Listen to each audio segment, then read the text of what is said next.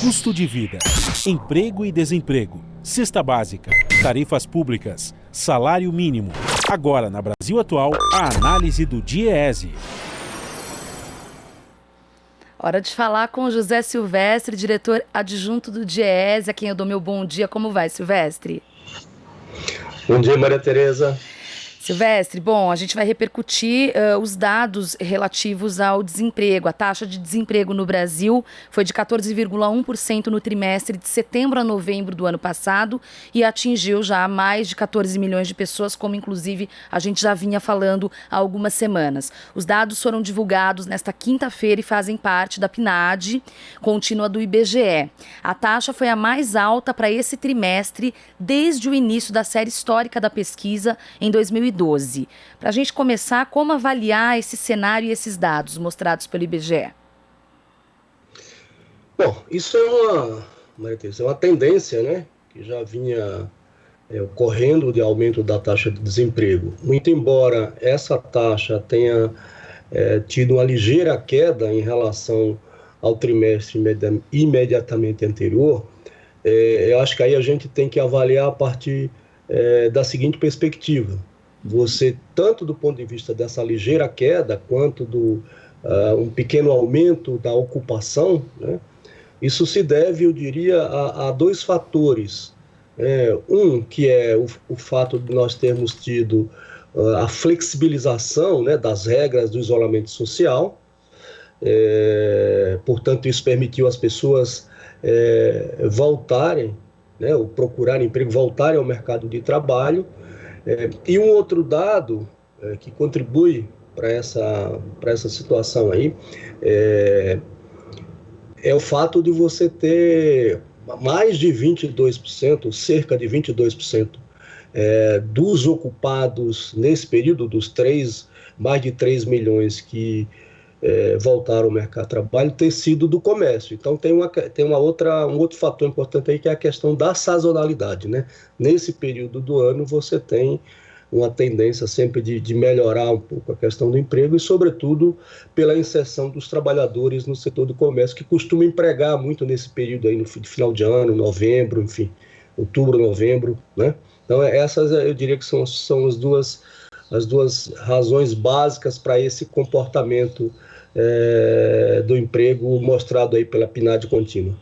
Até porque, por mais que a gente não tenha efetivamente tido aquele Natal, houve, né? Realmente houve esse aquecimento efetivo do comércio no final do ano, as pessoas se encontraram, enfim, dentro de algumas possibilidades e algumas restrições, né? Eu acho que a prova acaba sendo isso, desse aquecimento nesse setor. Queria falar do CAGED, o Cadastro Geral de Empregados e Desempregados, que também, nesta quinta-feira, informou que gerou mais de 142 mil vagas formais, foram criadas. Do jeito que a imprensa em geral, Silvestre, divulgou esse dado ontem, parecia uma coisa muito maravilhosa, né? Eu, pelo menos, tive essa impressão, inclusive destacando esse dado em separado nas manchetes. Só que a verdade é que as vagas perdidas no auge da pandemia, elas não foram recuperadas, né? Queria que você comentasse, trouxesse também esses dados aí pra gente. Então, são duas pesquisas diferentes, né? A PNAD é uma pesquisa domiciliar, amostral. O CAGED é um registro administrativo, né? Ou seja, as empresas informam atualmente, né, para o Ministério da Economia, antes era o Ministério do Trabalho. O CAGED também ele se limita ao mercado formal de trabalho, né? E também ao setor privado. Né? Enquanto a PNAD é um dado, além de ser amostral, é todo o mercado de trabalho, ou seja, todos os tipos de inserções. Agora é isso que você comentou, o CAGED, embora os dados tenham sido positivos, ele está muito aquém, por exemplo, dos resultados do mesmo período lá do ano passado. Então, assim, você teve, de fato, esse crescimento, esse número, esse saldo positivo do CAGED, tá certo? Uhum. E também isso reflete, em certa medida, né,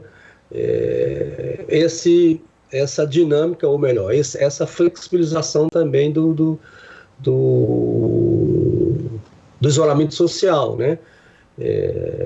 Então, assim, teve de fato o dado positivo, que seria até para comemorar, né?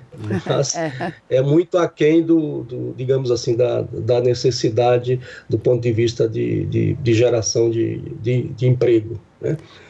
Não vamos esquecer que você ainda tem cerca de 14 milhões de pessoas desempregadas, sem considerar os desalentos e aquelas pessoas que, por exemplo, trabalham parcialmente e gostariam de trabalhar mais horas. Isso dá uma população de aproximadamente, se você somar tudo isso, dá aproximadamente 30 milhões de pessoas. Então, a situação do mercado de trabalho brasileiro é uma situação muito crítica, que já vinha ruim, mas, como a gente já comentou aqui, enfim, isso é notório, foi acentuada pela pandemia.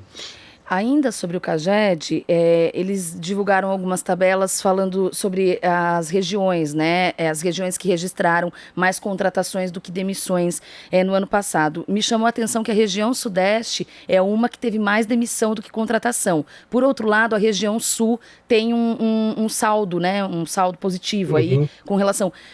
Como que dá para a gente entender por que acontece essas diferenças regionais? Então, as diferenças regionais dependem da dinâmica das economias das regiões e do próprio mercado de trabalho, né? Por exemplo, me parece que também o Nordeste teve um desempenho razoável do ponto de vista do CAGED, né? E aí, certamente, você tem também o efeito, sobretudo na região Nordeste, do auxílio emergencial, quer dizer, deve ter tido algum efeito, né, na economia, o que permitiu, por exemplo, a contratação de pessoas formais nesse período, né? Aí teria que olhar também do ponto de vista, Maria Tereza, dos setores, né? Quer dizer, você está dizendo que a região Sul teve um desempenho melhor do que a região Sudeste. Então, eu avalio que tem a ver com a própria dinâmica dos setores, né? E no caso do Nordeste, tem muito a ver com a questão do auxílio emergencial. Porque falando dos setores, traz exatamente isso. Por exemplo, a agropecuária, que inclusive é um setor que quase passou ao largo, né, da crise no ano passado, né, registrou um saldo positivo, a construção civil também aconteceu, e de fato os serviços que tiveram, e o comércio, de uma forma geral, embora com alguma recuperação, que tiveram essa queda. E aí você fala do sul do país, realmente, né, o mercado de couro, a própria criação de gado. Então, tem uma forte presença da agropecuária, né, enfim, do agronegócio, mas da agropecuária. Então, isso, em parte, deve explicar esse comportamento do emprego a partir do CAGED na região sul. Tá certo. José Silvestre, diretor adjunto do DIEESE, muito obrigada, Silvestre. Um bom final de semana e até a próxima. Obrigado, Maria Tereza. Para você também. Valeu. Você está ouvindo Jornal Brasil Atual. As notícias que os outros não dão.